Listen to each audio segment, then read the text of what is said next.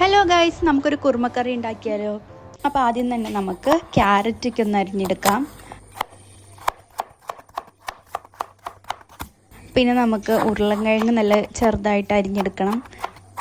പിന്നെ തക്കാളി കുരുകുരാന്ന് അരിഞ്ഞെടുക്കാം. പിന്നെ സവാള ഒരു ഹാഫ് സവാളയാണ് എടുത്തിട്ടുള്ളത്, അതും കുരുകുരാന്ന് അരിഞ്ഞെടുക്കാം. നമ്മൾ പീസ് കടല, ക്യാരറ്റ്, ഉരുളൻകിഴങ്ങ് ഇത്രയും നമ്മൾ കുക്കറിൽ വേവിച്ച് വെച്ചിട്ടുണ്ട്. ഇനി നമുക്ക് കുറച്ച് സാധനങ്ങൾ മിക്സിയിൽ അരച്ചെടുക്കാം.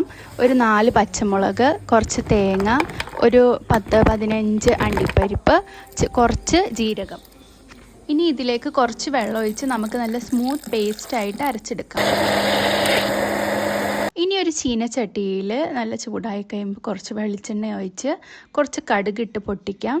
അതിനുശേഷം നമുക്ക് കുറച്ച് മസാലക്കൂട്ടുകൾ, ഗ്രാമ്പൂ, പട്ട, ഏലക്ക ഇതുപോലത്തെ കുറച്ച് മസാലക്കൂട്ടുകളൊക്കെ ഇട്ടിട്ട് ഒന്ന് വഴറ്റിയിട്ട് അതിലേക്ക് നമ്മൾ അരിഞ്ഞ് വെച്ച് സവാള ചേർത്ത് കൊടുത്ത് നല്ലോണം വഴറ്റി കൊടുക്കാം. നമ്മൾ അതൊന്ന് വഴന്ന് വരുമ്പോൾ നമ്മൾ അരിഞ്ഞ് വെച്ച് തക്കാളി ഉള്ളിലേക്ക് ഇട്ട് വഴറ്റി കൊടുക്കാം. ഇതിന് ശേഷം നമ്മൾ മസാലകൾ ഒരു പാത്രത്തിലേക്ക് എടുക്കുകയാണ്.